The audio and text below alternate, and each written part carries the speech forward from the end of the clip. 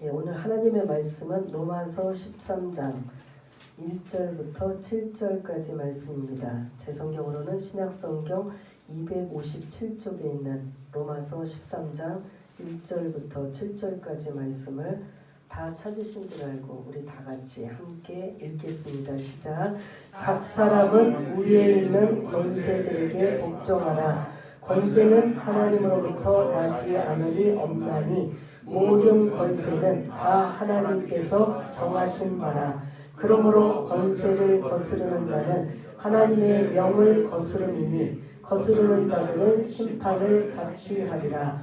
다스리는 자들은 선한 일에 대하여 두려움이 되지 않고 악한 일에 대하여 되나니 내가 권세를 두려워하지 아니하려느냐. 선을 행하라. 그리하면 그에게 칭찬을 받으리라. 그는 하나님의 사역자가 되어 내게 선을 베푸는 자니라. 그러나 내가 악을 행하거든 두려워하라. 그가 공연히 칼을 가지지 아니하였으니 곧 하나님의 사역자가 되어 악을 행하는 자에게 진노하심을 따라 보응하는 자니라. 그러므로 복종하지 아니할 수 없으니 진노 때문에 할 것이 아니라 양심을 따라 할 것이라. 너희가 조세를 바치는 것도 이로 말미암음이라. 그들이 하나님의 일꾼이 되어 바로 이 일에 항상 힘쓰느니라. 모든 자에게 줄 것을 주되 조세를 받을 자에게 조세를 바치고 관세를 받을 자에게 관세를 바치고 두려워할 자를 두려워하며 존경할 자를 존경하라. 아멘. 오늘 이 말씀은 그리스도인의 국가 간에 관한 말씀입니다. 우리가 12장에서는 교인들이 그리스도인들이 세상과의 관계는 어떻게 가져야 될까? 우리가 지난주에 말씀을 나누었습니다. 악에게 지지 말고 선으로 악을 이겨라. 그래서 할 수만 있다면 세상 사람들과 화목하라. 그리고 정말 그 원수들이 계속 괴롭히고 고통을 줄 때는 이제 어떻게 하느냐? 하나님께 맡기라. 이런 말씀을 드렸는데요. 그 말씀에 어떻게 보면 예를 들어서 국가 간에 대한 부분도 세상하고 맞물리는 거죠. 우리가 지난주에 교인들이 그리스도인들이 세상의 관계는 화목해야 된다. 그래서 선으로 악을 이겨라. 그리고 더 감당할 수 없으면 하나님께 맡겨라 라고 했던 그 말씀에 어떻게 보면 본복이라고 할 수 있는 국가 간에 관한 말씀이 오늘 본문 1절부터 7절까지 나오고 있는 걸 볼 수가 있습니다. 그래서 이 로마서를 기록할 당시 독자들은 누구냐면 로마에 있는 교회 성도들이 1차 대상이에요. 그리고 2차는 이제 저와 여러분들이 대상이 될 수 있고, 오늘 이 본문의 1절을 보면 각 사람은 위에 있는 권세자들에게 복종하라. 이 당시에 로마에 있는 교인들을 향해서 누구를 향해 복종하라고 하냐면 너희 로마의 통치권을 가지고 있는 자에게 권세자들에게 복종하라. 한마디로 누구냐면요, 네로 황제에게 복종하라는 거예요. 이 로마서를 기록할 당시에는 네로 황제가 집권할 때예요. 여러분들 네로 황제가 구체적으로 잘 모르지만 선한 왕이에요? 악한 왕이에요? 잔인할 정도로 악한 왕이에요. 이 시대에 살고 있는 기독교인들의 박해는 말할 수가 없는 이런 시대가 바로 이 시대인데, 사도 바울은 그 권세자들에게 복종하라고 해요. 어떻게 이렇게 말할 수 있을까? 더군다나 뭐 선한 왕, 착한 왕, 황제 이런 것도 아니고 그 로마의 역사상에 정말 지워져야 될 사람이 바로 네로 황제라고 볼 수가 있는 그 권세자들에게 복종하라 라고 언급하고 있어요. 얼마나 잔인하면 뭐 다른 사람은 뭐 자기네 가족사는 말할 것도 없지만 기독교인들에 대한 박해는 이루 말할 수가 없는데, 하나 예를 들자면 로마 대경기장 옆에 불이 났어요. 그 불이 9일 동안 거의 열흘이 다 되도록 불이 나서 이거 거의 로마를 다 태워버리는 이런 상황까지 오는 거예요. 그런데 문제, 황제가 그 불을 진압하고 빨리 꺼야 되는데 자기는 다른 먼 지역에 별장에 가 있는 거예요.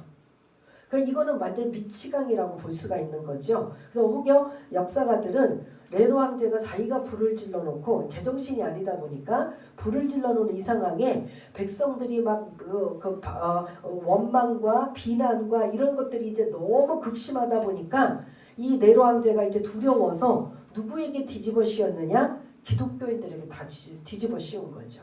저 기독교인들이 다 저렇게 불을 질렀다. 방화범들이다. 그래서 기독교인들을 십자가에 산채로 매달려 놓고 불을 붙여서 밤에 그 가로등 역할을 하게 만드는 거예요. 여러분 상상이나 가세요? 저와 여러분들이 기독교인이고 만약 그 시대였다면 십자가형에 매달려 산채로 매달려 놓고 그 몸에다 그냥 불을 질러버리는 거예요. 그리고 그 밤에 그 불을 질른 그 사람들이 화난 것으로 사람들이 지나다니는 거예요. 이럴 정도로 이 네로 황제는 아주 잔인하기가 끝이 없는 이런 상황임에도 불구하고 사도 바울은 각 사람은 위에 있는 권세자들에게 복종하라.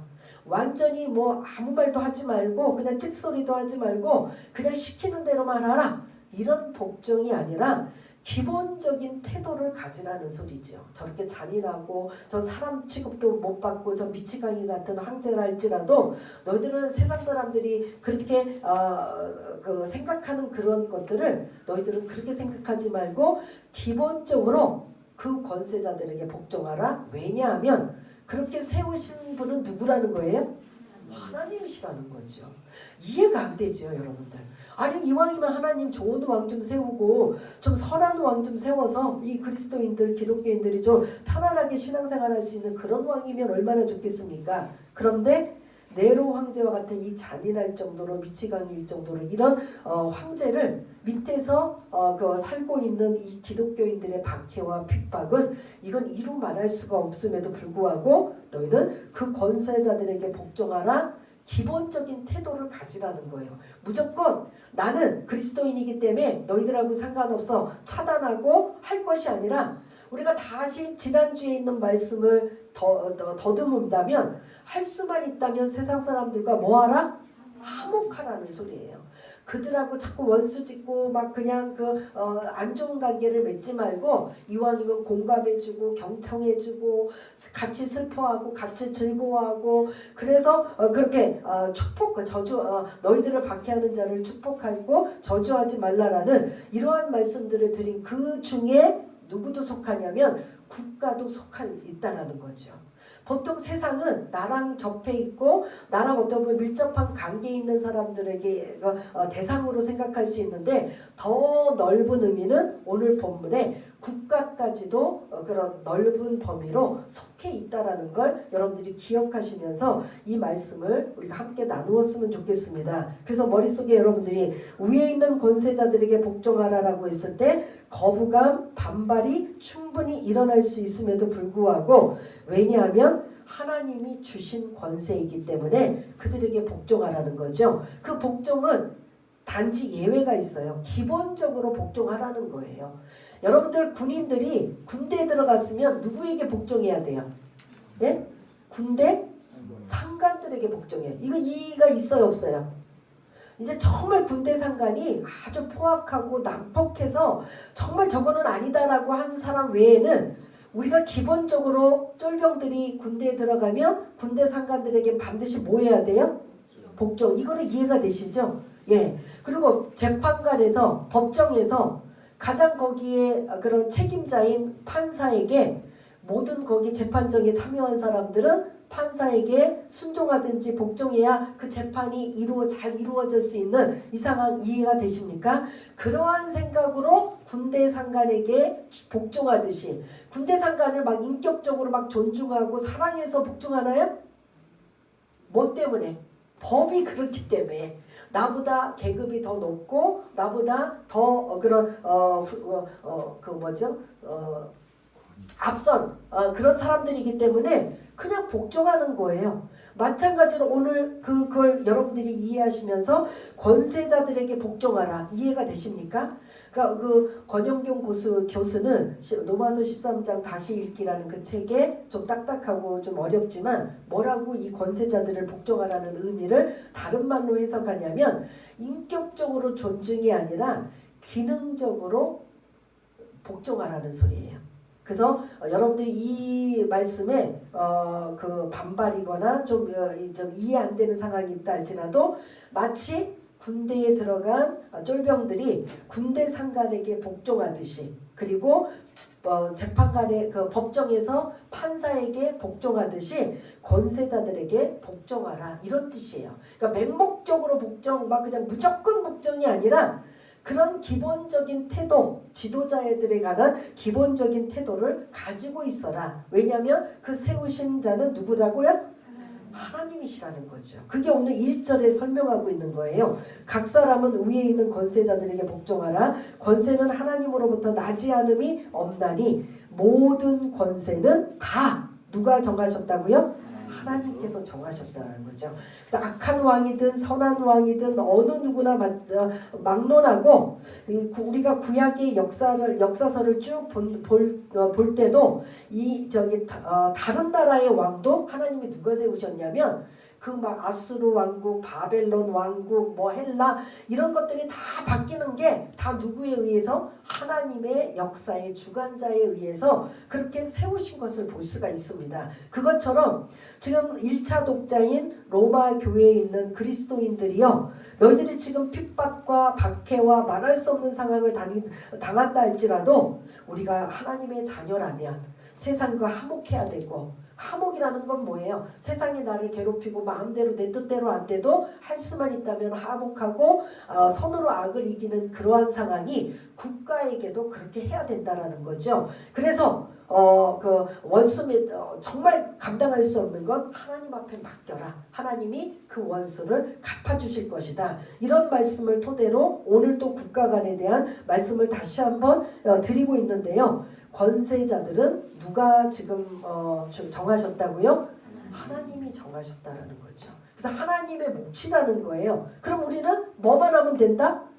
좀 어감이 그렇지만 권세자들에게 뭐 하면 된다? 복종하라는 거예요.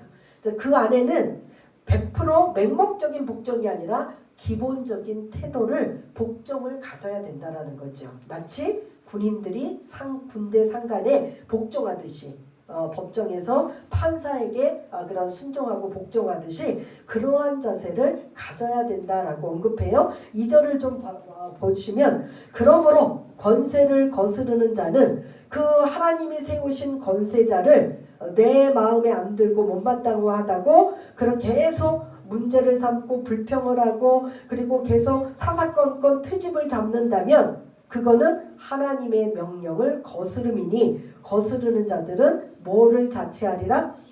심판을 자취하리라. 그래서 내가 원하든 내가 원치 않든 권세자를 하나님이 세워주셨다면 내가 원하면 뭐 불평 불만을 가질 필요가 없겠죠. 우리나라도 마찬가지잖아요. 여당이 한 번씩 야당이 한 번씩 할 때마다 사람들의 반응이 내가 지지하는 정당이 되면은 별 그렇게 불만이 있어도 좀 이렇게 감추는데, 내가 뭐 지지하지 않는 당이 만약에 그런 지도자가 세워졌다면 그가 끝날 때까지 계속 못마땅한 거예요. 우리 심리가 그래요. 사실은 우리는 어떻게 해야 되냐면 그런 지도자가 그런 어떠한 그런 정치를 했을 때 잘못된 것들만 그런 지적을 하고 문제를 삼으면 되는데, 대부분은 뭐냐면 그 사람도 꼴보기 싫은 거예요.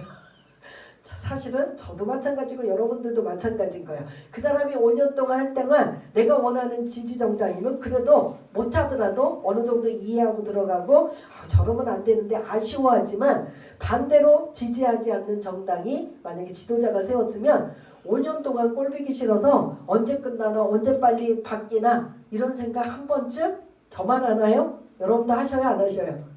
하는 공감이 되는 거지. 그렇지만 그거는 우리 생각이고, 기본적으로 지도자를 세우신 건 누구다? 하나님이시기 때문에 기본적인 태도는 복종해야 된다라는 거죠. 왜냐하면 그 다음에 3절 4절에 있는 거예요.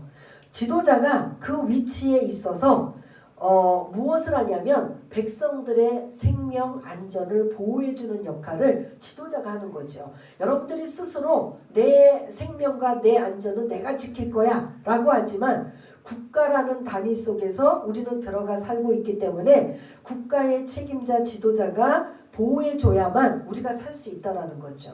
예를 들어서 막 떠돌아다니고 나라도 없이 막 이러면 그거는 사람 취급도 못 받아요. 잘하든 못하든 어떤 국가의 보호와 안전을 그런 안전 속에서 있다면 어느 정도 내가 살 수 있는 이러한 그런 삶을 누린다라는 거죠. 그래서 3절과 4절을 보면 3절 다스리는 자들은 권세자들은 지도자들은 선한 일에 대하여 두려움이 되지 않고 악한 일에 대하여 되나니 네가 권세를 두려워하지 아니하느냐 선을 행하라 그리하면 그에게 칭찬을 받으리라. 지도자의 입장에서는 큰 그림을 그리고 있기 때문에 백성들을 보호해 줘야 될 책임과 의무가 있고 그리고 그 악과 선이 지금 나오는 단어가 있는데 권선징악이라는 거죠.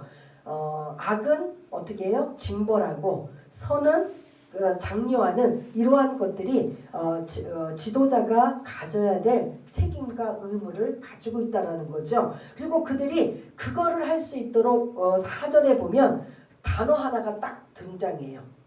여러분들 눈으로 딱 보시면 어떤 단어가 등장해요? 예? 한 단어, 한 글자. 뭐가 등장해요? 4절에 보면? 예?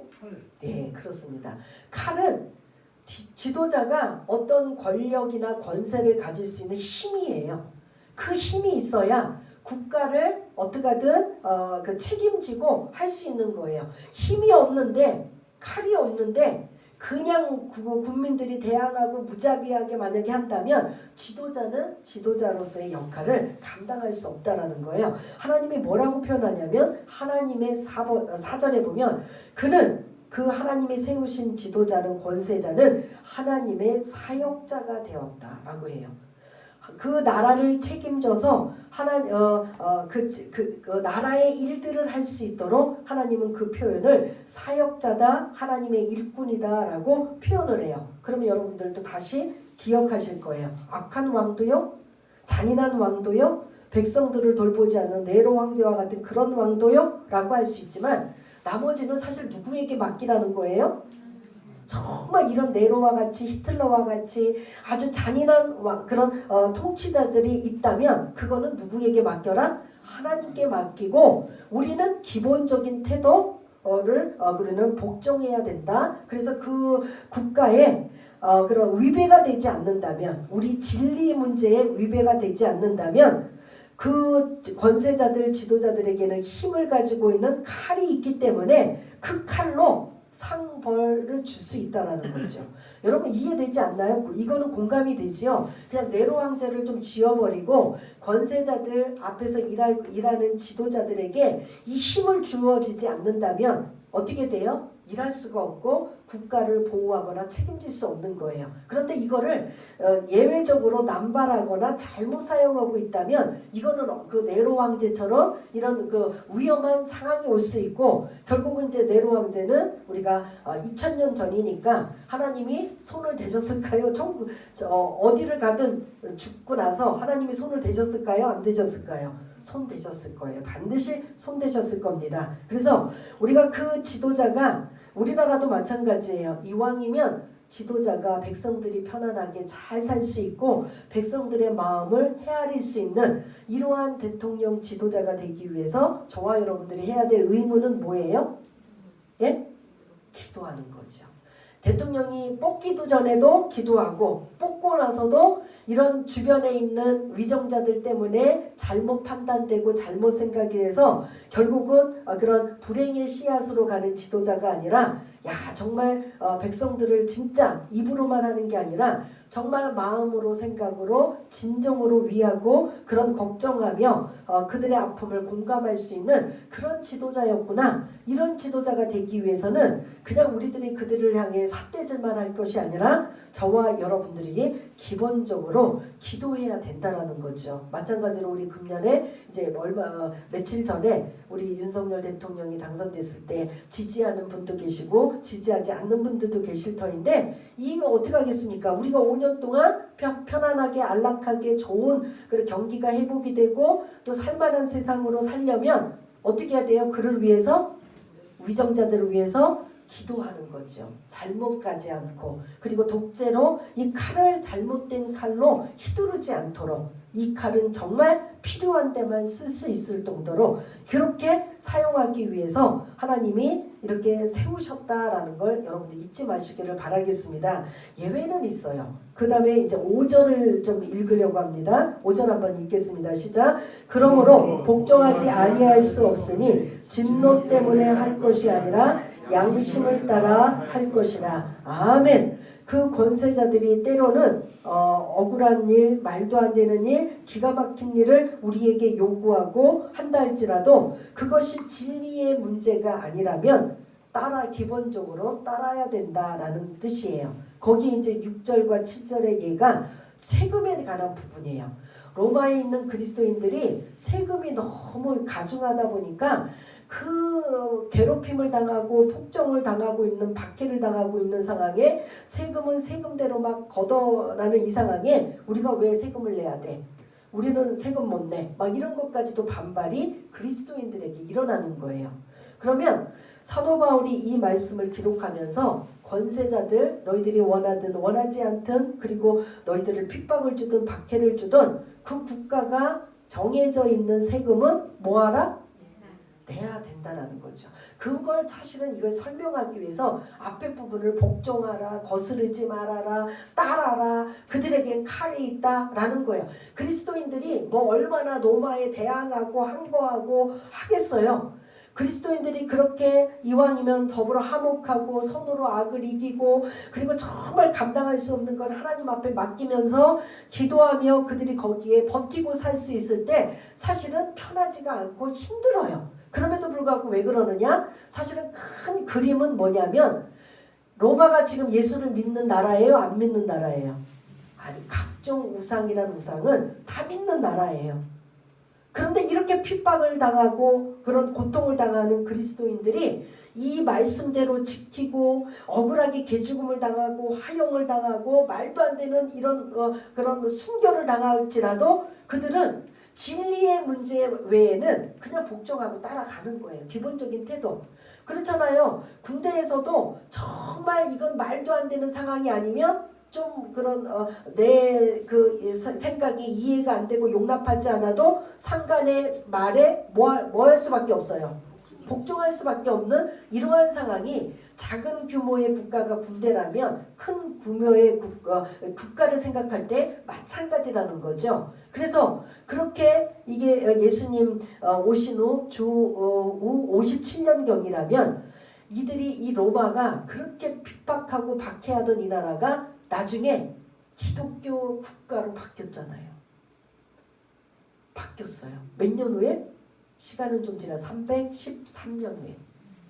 313년에 이 로마가 그렇게 기독교인들을 핍박하고 박해했는데 결국은 어떻게 했다?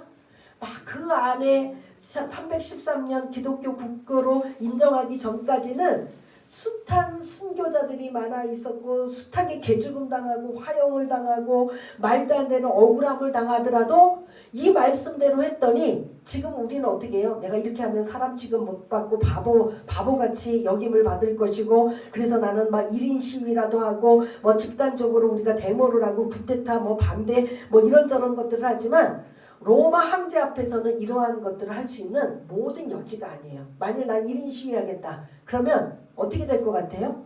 그 서 있는 그 순간부터 끌려가서 지도새도 모르게 죽어버리는 상황. 뭐 단체로 데모한다 뭐한다 상상도 못하는 일이에요. 그런데 다른 사람들은 모르지만 그리스도인들이 국가관을 가질 때 어떻게 하느냐?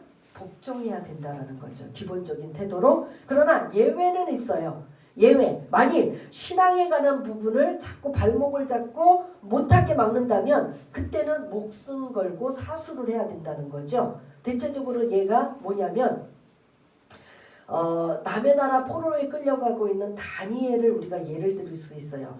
다니엘이 그 어린 10대의 아이가, 젊은 아이가 끌려갔는데 거기에 바벨론의 그 살해 진미를 다 주어요. 그랬을 때 그 산의 진미라는 게 뭐예요? 맛있는 막 고기 음식에 막 그냥 막 엄청난 좋은 음식들, 화려한 음식들, 먹어보지 못한 음식들을 늘 주는데 그 음식이 어디서 나온지 아냐면 그 바벨론이라는 말뚝신, 그들이 섬기는 우상에게 제사를 드린 이후에 제사상에 있는 음식을 가지고 오는 거예요. 그러면 여러분들 지금도 만일 이제 뭐 우리는 뭐 믿음으로 먹으면 되지만 누군가가 고사 지내고 그 음식 먹으라면 먹겠어요, 안 먹겠어요? 믿음이 좋은 분들은 예수, 아멘, 예수 이름으로 보혈의 피 하고 돼지머리 함께 먹고 뭐 할 수는 있겠지만 일단 그게 여러분들의 마음에 편해요, 편하지 않아요? 편하지 않은 것처럼 예를 들어 다니엘이 그 어린 나이에 갔음에도 불구하고 이방 나라의 말뚝신에게 제사를 지냈던 그 가장 값진 산의 진미를 이 아이들에게 먹이는 거예요.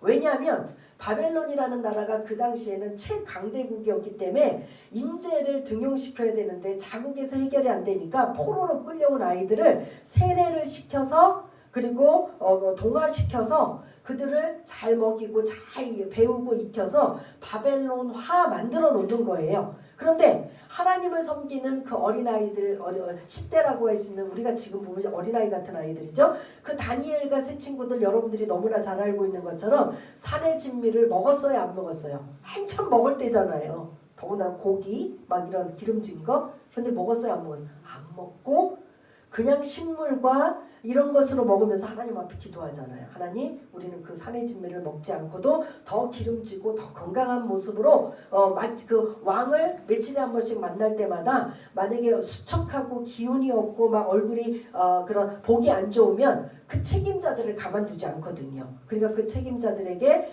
양해를 구하는 거죠. 절대 문제 없게 만들 테니 산의 진미를 갖고 오지 마라. 우리는 그냥 순수하게 제사 드리지 않은 이런 깨끗하고 정결한 것만 먹겠다. 그 대신 당신들에게 해를 가하지 않을 것이다. 근데 하나님이 어떻게 하셨어요? 오히려 산의 진미를 먹는 것보다 더 윤기가 자르려 하고 건강한 모습으로 이 아이들을 하나님이 보호해 주신 걸 볼 수가 있습니다. 또 하나 뭐냐면 다니엘에는 여러 가지 몇 가지가 나오잖아요. 바벨론의 느부갓네살 왕을 신상을 만들어 놓고 모든 사람들은 누구나 말할 것 없이 그 신상에게 경배하라. 이거 오늘 말씀에 권세자들에게 복종하라고 했으면은 경배해야 돼요, 안 해야 돼요? 예? 이럴 때는 어떻게 해야 돼요? 근데 신앙의 양심은 하면 안 되잖아요. 이런 건 예외라는 거죠. 권세자들이 우리가 일상생활에 할 수 있는 거는 다 따르고 복종하지만, 복종이라는 단어가 조금 이게 좀 그렇지만 거슬리지만 복종하지만 우상을 숭배하는 거에 있어서는 예외라는 거죠. 그래서 그들이 우상 숭배하지 않아서 어디에 던져져요? 네? 사자굴이에요, 풀무불이에요? 네? 사자굴이에요, 풀무불이에요? 네? 풀무불에 던져져 버리잖아요. 그런데 거기에 한 사람이 더 있었다 그러죠. 그 왕이 보니까 다니엘 새 친구가 들어갔는데 거기 한 사람이 더 있어서 주님이 함께 계셨다. 이제 이런 내용인데 그 다니엘도 마찬가지예요. 다니엘은 그 국무총리와 같은 높은 간직을 가지고 있어요. 그러니까 열심히 거기서 권세자들에게 복종하는 거예요. 자기의 그 신앙의 정체성, 나는 누군가는 흔들리지 않으면서 거기에 따르고 열심히 최선을 다했더니 높은 지도자의 위치까지 가 있는데 그 바벨론 사람들이 시기와 질투와 미움 때문에 어떻게든 트집을 잡아서 이 다니엘을 깎아내리고 죽이려고 했던 이런 트집을 잡는데 딱 걸린 거예요. 뭐가 걸린 거죠? 다니엘이 하루에 3번씩 뭐 한다? 자기 고향 동쪽을 향해요. 그 3번씩 기도하고 있는 걸 이 그 시기하고 질투하고 있는 관료들이 알아차린 거예요. 왕이시여, 지금 저 다니엘이 우리 왕과 우리 신에게 경배해야 되는데 지금 저 다 자기네들이 섬기고 있는 나라에 그 하나님을 향해 저렇게 기도하고 있으니 이런 기도를 금지시켜 주옵소서. 만일 기도를 하면은 뭐 합니까? 사자굴에 던지게 하여 주옵소서. 이렇게 명령을 하니까 왕의 입장에서는 당연하죠. 그래서 설마 다니엘이 그럴 줄은 몰랐던 거예요. 왕은 관료들만 알고 관료들이 다니엘을 완전히 죽이기 위해서, 짓밟기 위해서 그랬는데 누가 딱 걸린 거예요? 관료들이 의도한 목적은 누구를 향해 공격하기 위해서? 다니엘을 공격하기 위해서. 근데 왕은 그런 걸 모르고 도장을 찍고 전국에다가 다 배포를 해서 만일 다른 신에게 기도하거나 할 경우에는 사자굴에 던져버리겠다. 이런 것들에 이제 명령을 한 거예요. 그런데 다니엘은 다른 건 복종해도 정치적인 것, 뭐 어떤 사회적인 것 이런 것은 다 복종해도 이것만큼은 예외인 거죠. 자기가 기도한다고 해서 제대로 임무 수행을 안 하는 것도 아니고 직무는 직무대로 다 하고 그리고 권세자들에게 복종은 다 하는데 내가 내 신앙을 지키기 위해서 기도하는 것까지 막는다? 나는 그거는 절대로 허용할 수 없다. 그래서 그런 명령이 떨어졌음에도 불구하고 다니엘은 그런 명령이 있음에도 뭐한다? 똑같이 기도하러 간 거예요. 그 관료들은 딱 걸린 거예요. 증거를 잡은 거예요. 그러니 왕도 자기가 사랑하고 애지중지하는 그 다니엘을 어떻게 할 수 없어요. 왜냐하면 그런 자기의 명으로 도장을 찍었기 때문이에요. 그러니까 자기도 따라야 돼요. 다니엘이 어떻게 됐어요? 사자굴에 들어가서 찢겨 죽을 수밖에 없는 상황. 그러나 그 다니엘은 누가 보호해 주신 거예요? 하나님이 보호해 주신 걸 볼 수가 있습니다. 이렇게 권세자들에게 복종하는 기본적인 태도, 신앙에 완전히 그 갈림길에 있어서 내가 이 신앙을 지켜야 되느냐 못 지키게 만드느냐 이것만 제외하고는 할 수만 있다면 복종해라. 그리고 그들의 뜻에 따라라. 이게 오늘 이 본문에 있는 말씀이에요. 거기에 큰 그림이 뭐냐면 세금에 관한 부분이에요. 야 저렇게 우리를 괴롭히고 고통 주고 우리에게 불이익을 주고 장사도 못하게 제대로 못하게 하면서 세금은 조세는 간세는 있는 대로 다 걷어가면서 우리를 괴롭히고 있는데 우리 안 낼래 못 낼래 이러면 계속 그 문제 때문에 국가와 문제가 충돌이 생길까요? 안 생길까요? 너 왜 세금 안 내? 세금 낼 수 있게 너희들이 했어? 그러면 결국은 누가 이길 것 같아요? 그리스도인이 그 당시에 만약에 이걸 거부한다면 그리스도인이 이겨요? 국가가 이겨요? 국가가 이길 수밖에 없어요. 왜냐? 4절에 단어 하나가 뭐가 있다 그랬죠? 칼이라는 이런 권력과 힘을 가지고 있기 때문에 아니면은 몰수하든지 아니면은 감옥에 가둬둔다든지 아니면 추방을 시킨다든지 극단적인 방법을 국가에서는 쓸 수밖에 없는 거예요. 그러다 보니까 너희들 자꾸 세금에 관한 부분 억울하다고 안 내고 있는데 내야 된다.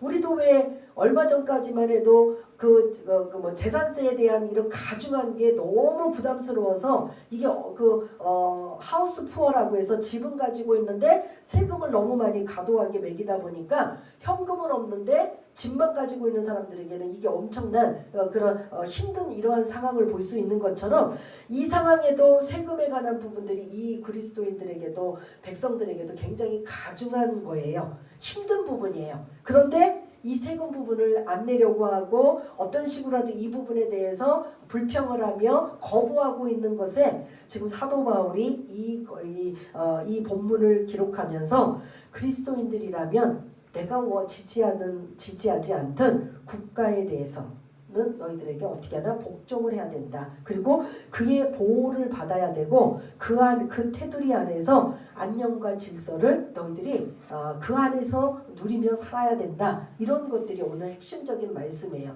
예를 들어서 신앙에 대한 우상을 숭배하라. 그리고 기도하는 것들을 막게 하고 우리도 이 코로나 때문에 교회 문 닫게 하고 교회가 이제 처음에 신천지 때문에 터지다 보니까 교회에서 모든 게 다 그냥 문제가 나오는 것 같아서 항상 또 처음에 초창기에 교회 안에서 문제가 나오면 세상에서 문제 나온 건 별것도 아닌데 그냥 크게 부각이 되고 매스컴에 나와서 교회가 다 그냥 악의 무슨 적인 것처럼 나와서 교회 문들을 닫고 폐쇄시키고 이런 것들에 계속 상황이 있을 때 어떻게 해요? 그럴 때는 우리가 그거에 대해서 저항하는 거죠. 왜?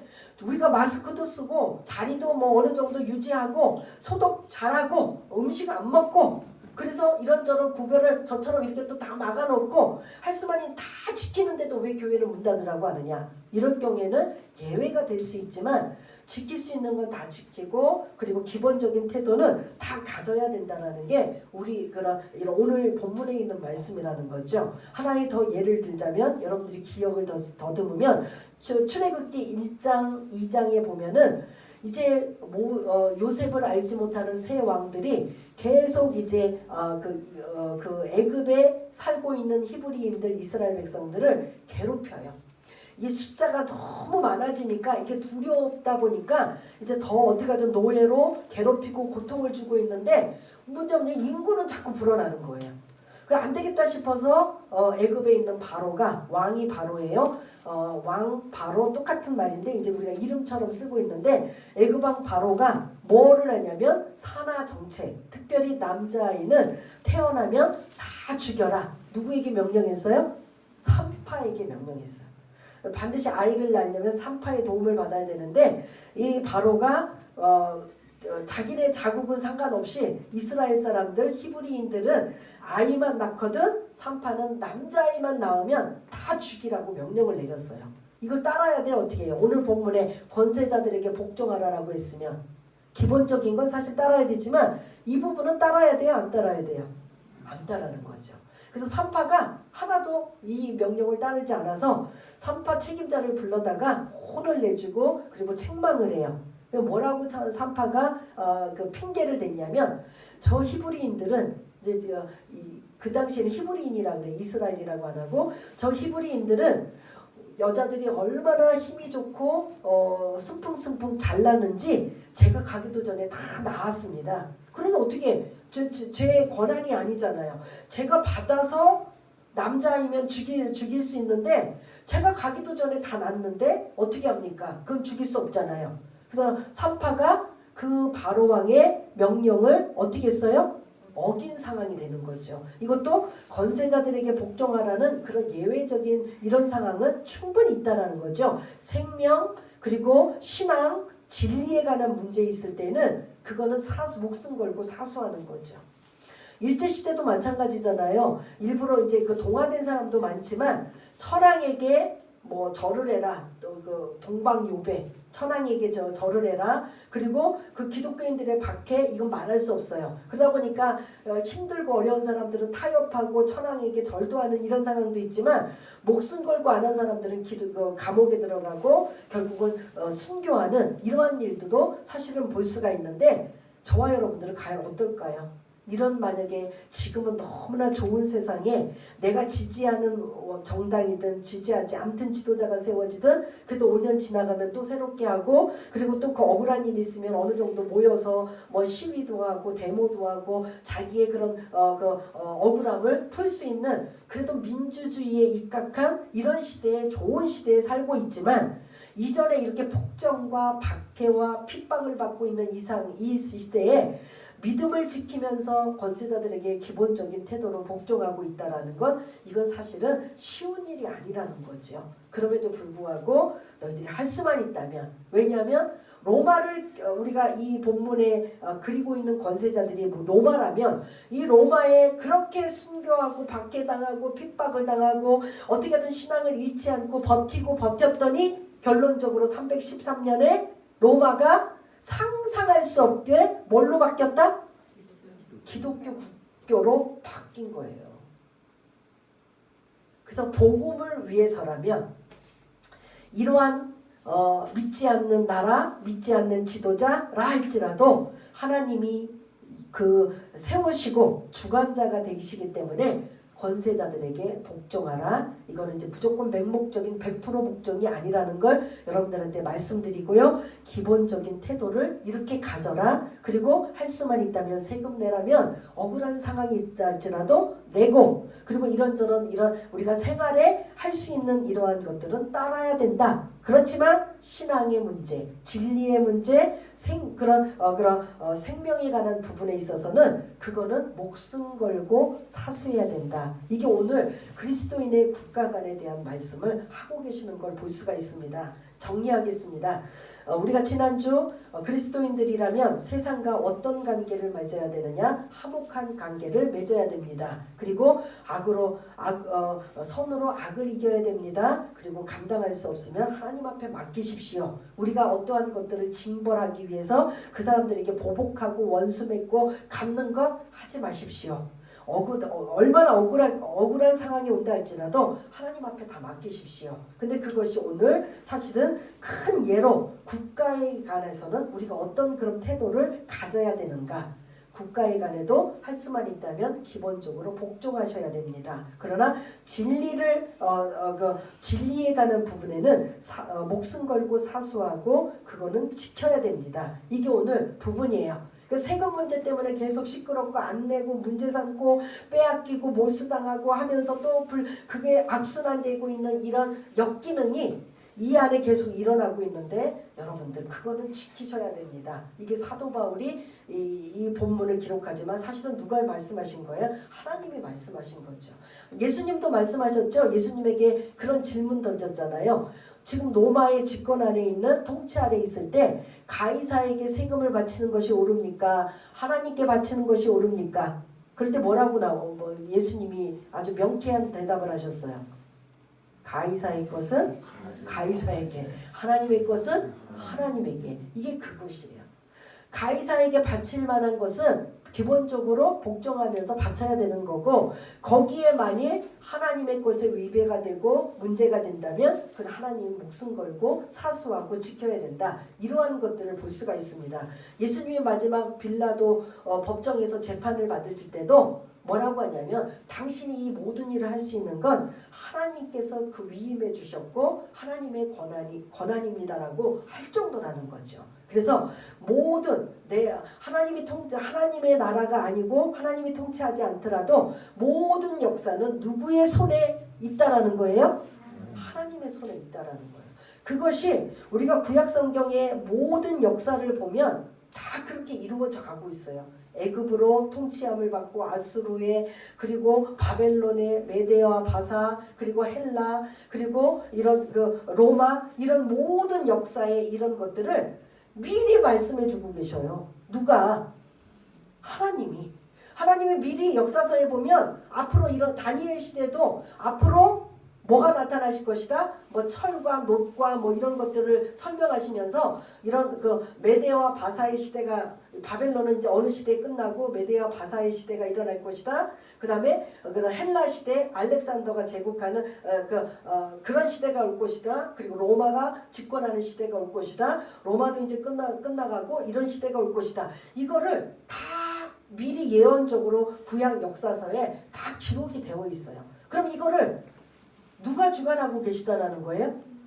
믿던 나라든 믿지 않는 나라든 모든 역사는 하나님의 손안에 주관하고 계신다라는 걸 잊지 마시고, 오늘 저와 여러분들에게 이러한 국가 간에 관한, 세상이 국교가 아니고 기독교가 국교가 아닌 그러한 세상의 국가관이라면 우리는 어떤 자세를 가져야 되는가? 기본적으로 복종해야 되고, 그리고 따라야 되지만 목숨 걸고 진리의 부분은 사수해야 됩니다 라는 이 말씀을 여러분들 잊지 마시며, 우리가 국가관에 대해서 어떻게 가져야 되는가, 그리고 할 수만 있다면 또 이렇게 새롭게 20대인가요? 21대인가요? 대통령이요? 요번이요? 20대죠? 20대 대통령으로 선출된 윤석열 대통령, 지지하든 지지하지 않든 저와 여러분들이 편의와 안위를 위해서라면 5년 동안 잘 그런 통치하고 다스릴 수 있도록 지혜도 주시고 또 또 분별력도 주셔서 이 어려운 시국을 잘 이겨나갈 수 있도록 대통령을 위해서 기도해 주시기를 바라겠습니다. 왜냐하면 그들이 편안하게 백성들을 생각해줘야 우리가 살만한 세상인 거죠. 그들의 그 몇 명의 집권층과 대통령들이 자기네들만 배만 부리고 자기네들의 욕심과 권력만 가지고 있다면 결국 피해는 우리 국민들, 서민들이 피해를 보기 때문입니다. 그래서 이러한 것들을 염두에 두며 로마 시대에 이렇게 네로 황제의 그런 폭정과 박해 속에서 사도 바울이 하나님의 말씀으로 이들에게 이렇게 복종하라고 당부했다면, 우리는 그 시대는 살고 있진 않지만 앞으로 그런 시대가 온다 할지라도, 아니면 지금 이렇게 새롭게 대통령이 당선된 이 시대에 우리가 어떤 자세를 가져야 될 것인가 다시 한번 생각해 보면서 우리 한번 반주에 맞춰서 한번 우리나라를 위해서, 대통령을 위해서, 그리고 우리 사실은 대통령을 위해서 기도한다라는 건 저와 여러분 우리를 위해서 기도한다는 거거든요. 그걸 위해서 우리 한번 반주에 맞춰 한번 기도하는 시간을 갖겠습니다. 다 같이 기도하겠습니다. 하나님 아버지, 은혜를 감사합니다. 로마서 아버지 하나님 12장을 거쳐 13장에 이제 시작이 되며 그리스도인들이 세상과의 관계 그리고 국가 간의 관계는 어떻게 해야 되는가, 이러한 지침서를 통하여 우리의 마음에 기록되고 우리의 마음에 정립이 되어 무조건 자기 생각으로만 가는 게 아니라 위에 있는 권세자들을 복종하라.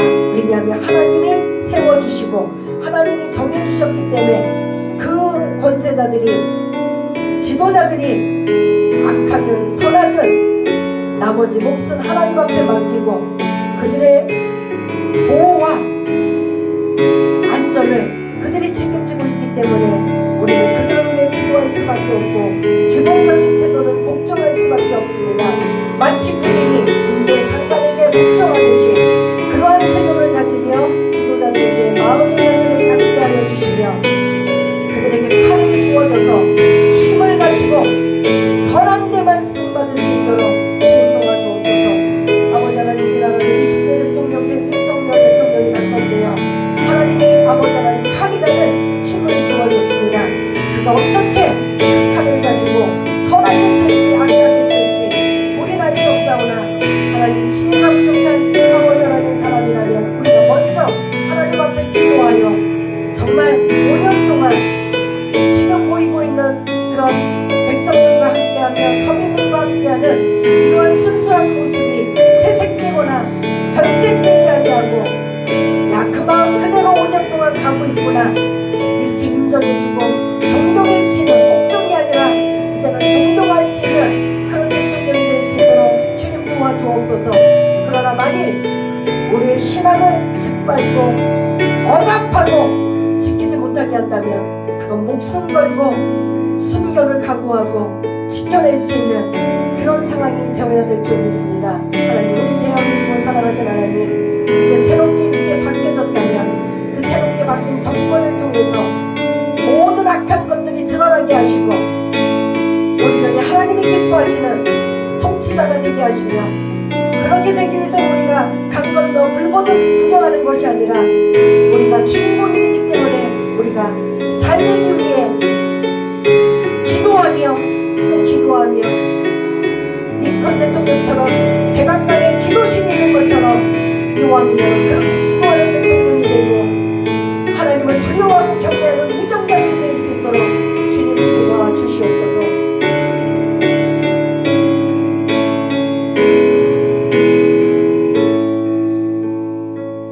하나님 아버지, 그리스도인들이 국가 간에 관한 어떻게 대할지, 어떤 관계를 가져야 될지에 대한 귀한 말씀을 주심을 감사를 드립니다. 여전히 내 신앙도 지키기에 급급하지만 우리가 넓은 의미의 국가를 본다면 국가가 잘하든 못하든 어떻든 백성들을 보호하고 또 질서를 유지하고 안전하게 하는 국가를 위해 우리가 할 수만 있다면 기본적으로 복종하며 그리고 기도해주며 잘 되기를 바라는 그런 마음을 갖고 모두가 행복하고 또한 서민들이, 어려운 사람들이 잘 살 수 있는 이런 세상이 될 수 있도록 그런 몫은, 그렇게 되기 위해서 그런 몫은 우리의 기도가 반드시 있어야 될 줄 믿습니다. 대통령과 위정자들을 기도하며 그리고 교회가 세상이 마음껏 자유롭게 복음을 전하여 많은 영혼들이 주께로 인도하는 역할을 감당하는 그런 아름다운 세상, 편한 세상이 될 수 있도록 주님 도와주옵소서. 모든 것 감사드리오며 사랑이 많으신 예수님 이름으로 기도드리옵나이다. 아멘.